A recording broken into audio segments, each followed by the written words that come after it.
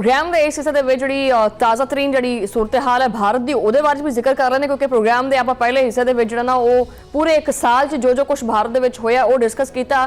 ਹੁਣ ਕੀ ਚੱਲਦਾ ਪਿਆ ਉਹ ਡਿਸਕਸ ਕਰਦੇ ਆ ਕਿ ਭਾਰਤ ਇਸ ਵਕਤ ਜਿਹੜਾ ਨਾ ਉਹ ਇੱਕ ਬਾਰੂਦ ਦੇ ਢੇਰ ਦੇ ਉੱਤੇ ਬੈਠਾ ਹੋਇਆ ਹੈ। ਮੋਦੀ ਦੀ ਇੰਤਹਾ ਪਸੰਦ ਜਿਹੜੀ ਪਾਲਿਸੀ ਹੈ ਉਹ ਭਾਰਤ ਨੂੰ ਤਬਾਹੀ ਦਾ ਹਿੱਸਾ ਬਣਾ ਕੇ ਹੀ ਰਹੇਗੀ। मोदी सरकार ने पूरे भारत दे विच ना वो माचिस दी तीली फड़ी हुई है और आपदे हत्थी पेट्रोल डोल डोल के ना अग लाई जांदा है। इंतहा पसंदी दे बाइस अकलीतां दे उत्ते जमीन जिहड़ी है मजीद तंग कर दी गई है। मुसलमानां तो बाद हुण सिखां नूं चुन चुन के कतल किया जा रहा है। मोदी दे इस खूनी खेल ने सिखां दा जिहड़ा सबर है वो खत्म करता है। अलैदगी पसंद सिख हुण आपदी आज़ादी वास्ते उठ खड़े होए ने और भारत दे विच खालिस्तान तहरीक हुण एक नई शिद्दत नाल जोर फड़दी पई है। खालिस्तान दे सिपाही हुण भारत दे कोने कोने दे विच वार करदे पए है। गुज़श्ता रोज़ जलंधर पंजाब तो एक बहुत वड्डी जिहड़ी खबर है वो सामने आई और इत्थे BSF दे फ्रंटियर कोर हैडक्वार्टर दे उत्ते एक बहुत वड्डा हमला होया और यह हमला एक IED दे जरिए किया गया। धमाका इन्ना शदीद सी कि भारतीय सिक्योरिटी ढांचा जिहड़ा ना वो कंबण लग पिया। इस हमले की जिम्मेदारी खालिस्तान लिबरेशन आर्मी ने कबूल कर ली और भारतीय मीडिया के मुताबिक इस हमले ने मोदी सरकार दी नींदा उड़ा के रख दी। धमाके के नतीजे दे विच BSF के 2 सिपाही मारे गए जबकि 3 भारतीय एहलकार शदीद जख्मी दसे जा रहे हैं। खालिस्तान लिबरेशन आर्मी ने इस हमले नूं ऑपरेशन नवा सवेरा का नाम दिता है। यह नाम भारतीय तसल्लुत के खात्मे और नई आज़ादी की अलामत है कि KLA ने वाजे किया है कि यह महज एक आगाज है और यह ऑपरेशन उस वक्त तक जारी रहेगा जदों तक सानू साडी मंजिल नहीं मिलती। उन्होंने मुतालबा बड़ा वाजे है कि खालिस्तान की आज़ादी तक जंग जारी रहेगी और यह हमला शहीद रणजीत सिंह के खून का बदला लैण वास्ते किया गया। खालिस्तान लिबरेशन आर्मी ने भारतीय जिहड़े DIG संदीप गोयल ने उन्होंने खुली वार्निंग दी है। उन्होंने आख्या कि संदीप गोयल तू तेरा खानदान जिहड़ा ना वो साडे निशाने दे उत्ते है। तुहाडे रिश्तेदार भी जिहड़े ने साडियां गोलियां तो बच नहीं सकते।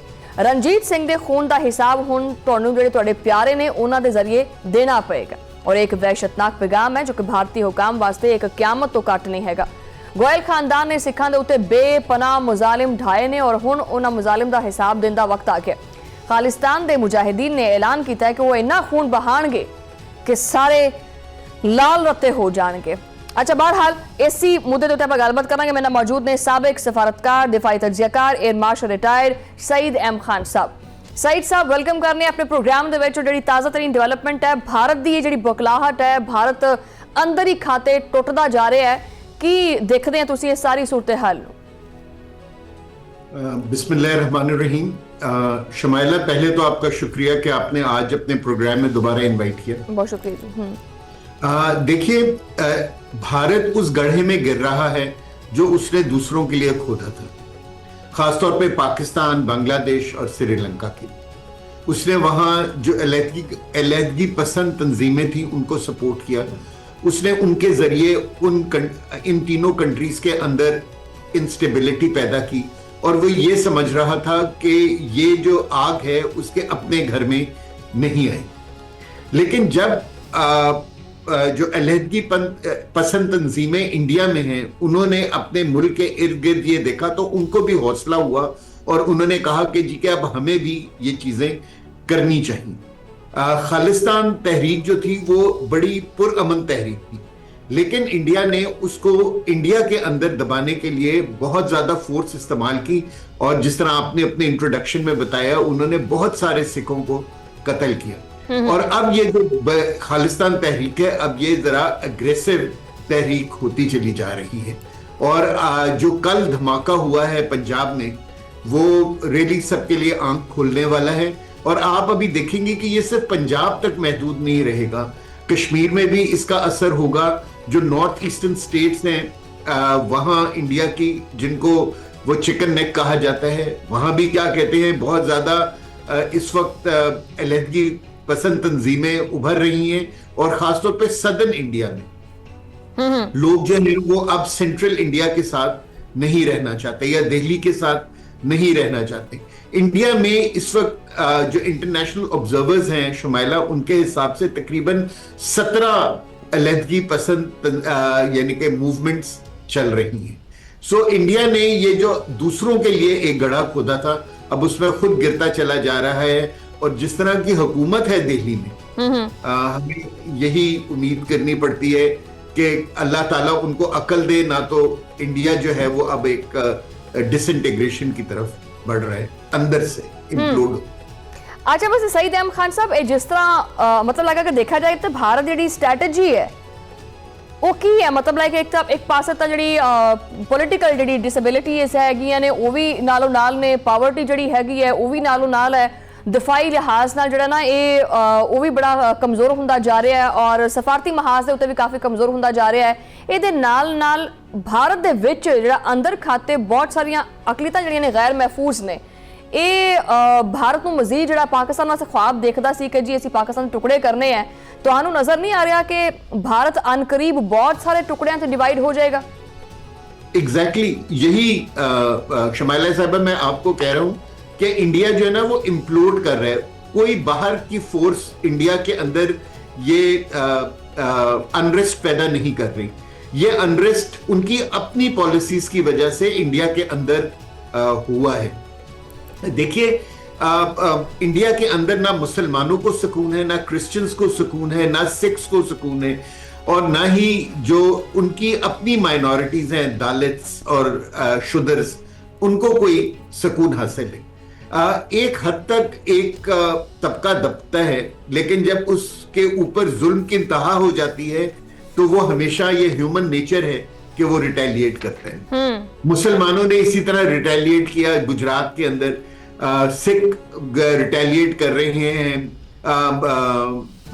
पंजाब के अंदर, और सदर्न इंडिया के अंदर भी आप देख रही हैं कि जो है मूवमेंट्स ताकत पकड़ रही हैं, और सूनर और लेटर वो भी जो है वो, अगर इंडिया ने उनको सप्रेस करने की कोशिश की तो वो भी आर्म्स उठा लेंगे। सो आपका असेसमेंट बिल्कुल ठीक है शमाइला, कि जब आप इंटरनली सप्रेशन करते हैं तो वो जिसको कहते हैं ना, everything has an equal and opposite reaction. So आप सप्रेशन का जो असर होता है वो यही तंजीमें ताकत पकड़ती हैं और फिर आपके खिलाफ वेपन उठा लेती हैं। अच्छा, वैसे सईद अहमद खान साहब, ਹੁਣ ਇਸ ਹਮਲੇ ਨੂੰ ਬੇਸ ਬਣਾ ਕੇ ਜਿਹੜੇ ਸਿੱਖ ਨੇ ਉਹਨਾਂ ਨੂੰ ਕਿਸ ਹੱਦ ਤੱਕ ਟਾਰਗੇਟ ਕੀਤਾ ਜਾਏਗਾ, ਉਹਨਾਂ ਦੀ ਜ਼ਮੀਨ ਉਹਨਾਂ ਵਾਸਤੇ ਕਿੰਨੀ ਤੰਗ ਕੀਤੀ ਜਾਏਗੀ? अगर दिल्ली में अकल हुई तो मेरा ख्याल है कि उनको कुछ नहीं करना चाहिए, बल्कि उनको जिसको कहते हैं ना कि सिखों को अप्रोच करना चाहिए, उनके जो लीडर्स हैं, और इस मामले को मिटिगेट करना चाहिए। लेकिन अगर वो नहीं करते हैं और वो ताकत का इस्तेमाल करते हैं तो फिर जो है क्या कहते हैं, ये जो मूवमेंट है ये ताकत पकड़ती चली जाएगी। अगर आपको शमाइला, आई एम श्योर आपकी नॉलेज में होगा कि खासतौर पे अमेरिकाज में खालिस्तान मूवमेंट जो है वो बहुत स्ट्रॉन्ग है, खासतौर पे कनाडा में और अमेरिका में, न्यूयॉर्क में भी है। भी तो उन लोगों के पास जो है क्या कहते हैं, फंडिंग मौजूद है इन मूवमेंट्स को इंडिया में चलाने के लिए। जनरली खालिस्तान मूवमेंट बड़ी एक पीसफुल मूवमेंट रही है, लेकिन जिस तरह इंडिया ने एग्रेशन को या मारपीट को या बीजेपी या आरएसएस की जो थिंकिंग है, जिस तरह उन लोगों ने क्या कहते हैं जोर जबरदस्ती और क्या कहते हैं लोगों को मारने का एक शेवा बना लिया है, तो अब वो टाइम आ रहा है कि लोग जो हैं उसके ऊपर रिएक्ट कर रहे हैं। और अगर आप ये देखेंगे, अभी कल जो रिजल्ट्स आए हैं वेस्ट बंगाल में, जिसको कांग्रेस ने और उस वहां की जो सिटिंग गवर्नमेंट है उसने रिजेक्ट कर दिए हैं कि जी के इलेक्शन कमीशन ने क्या कहते हैं इन इलेक्शंस के अंदर बहुत ज्यादा धांधली की है।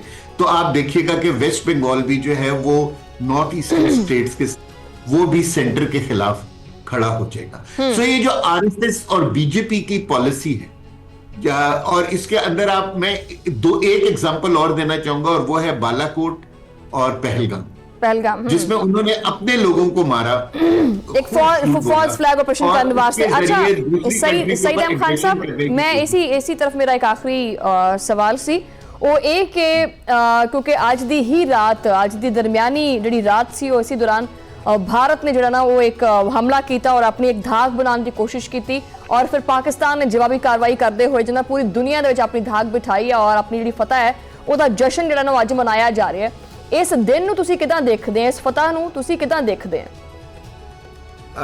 शुबैला देखेंगे, मेरे नजदीक जो मई 2025 में हुआ था वो जो था ना, एक इंटरनेशनल स्ट्रेटजी का शाखसाना था, ठीक है।